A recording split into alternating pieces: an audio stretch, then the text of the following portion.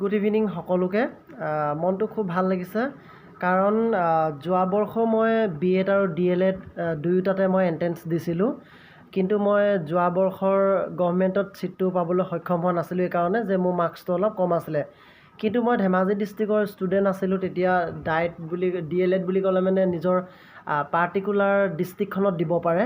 তো মই গুৱাহাটীত এতিয়া যিহেতু থাকোঁ, মই গুৱাহাটী কামৰূপত দিলোঁ আৰু এইবাৰ মই লাকিলি আৰু কষ্টৰ কাৰণে হয়তো মই গুৱাহাটী কামৰূপ ডায়েটত মই গভৰ্ণমেণ্টত মই DLEdত ছিটটো পালোঁ, গতিকে ভাল লাগিছে। কিন্তু গুৱাহাটী ইউনিভাৰ্চিটিৰ আণ্ডাৰতো মই BEd এণ্ট্ৰেঞ্চ দিছিলোঁ, তাতো মই মাৰ্কছ যথেষ্ট পাইছিলোঁ আৰু মই এইকাৰণে গভৰ্ণমেণ্টত ছিটটো মই নাপালোঁ BEdত, কাৰণ মোৰ NCL নাছিলে। NCL নহ'লে মানে আপুনি যিমান মাৰ্কছ পালেও কি হৈ যাব, আপুনি UR অৰ্থাৎ আপুনি ৰিজাৰ্ভেশ্যন জেনেৰেল কেটেগৰী হৈ যায়।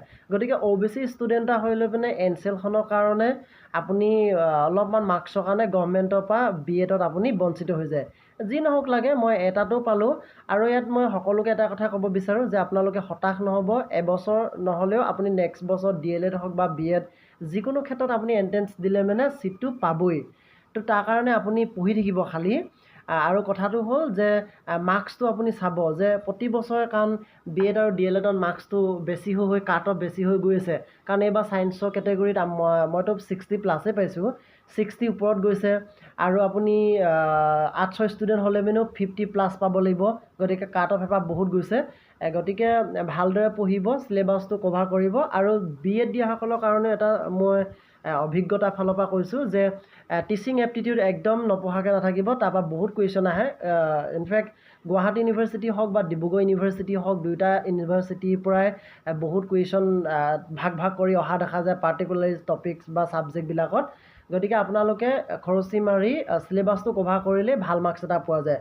আৰু ডায়েটবিলাকত আপোনালোকে গম পায় যে ডেপুটেড টিচাৰ্ছবিলাকত বহুত প্ৰায়ৰিটি দিয়া হয়, কাৰণ তেওঁলোকে কিন্তু DLEdত শেষ হৈছে বুলি কোৱা শুনিছোঁ, সেইকাৰণে ফ্ৰেছ কেণ্ডিডেটে 100 আউট অফ 100 ফ্ৰেছ কেণ্ডিডেটে লোৱা হয়। কিন্তু ডায়েটত আপুনি গভৰ্ণমেণ্টত BEdত আপুনি কি হয়, ৰেংক আপোনাৰ যদি যিমান 1000 নাথাকক কিয়, আপোনাৰ 1ৰ পৰা 50 বা 100ৰ ভিতৰত নাথাকিলে আপুনি পটককৈ গভৰ্ণমেণ্টত ছিটটো পাবলৈ সক্ষম নহয়।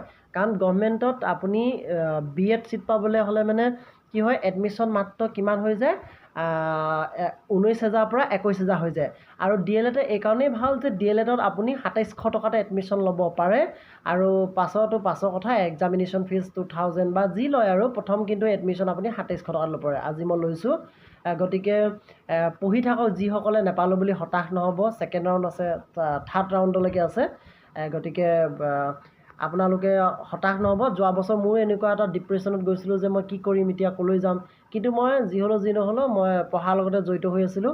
আপোনালোকে টিচিং লাইনৰ লগত যিহেতু জড়িত হ'ব বিচাৰে যদি টিউশ্যন কৰক, আপোনালোকে প্ৰাইভেট স্কুলত সোমাওক বা কোনোবাই যদি শিক্ষকতা কৰিবলৈ আপোনাক যদি মাতিছে গভৰ্ণমেণ্ট স্কুলত কৰিবলৈ কাৰণে, মই তেনেকৈ এখনত কৰি আছিলোঁ মোৰ নিজৰ স্কুলখনত। গতিকে আপোনালোকে যিকোনো এটা লগত জড়িত হৈ থাকিব, মাইণ্ডটো ফ্ৰেছ হৈ থাকিবৰ কাৰণে। ধন্যবাদ।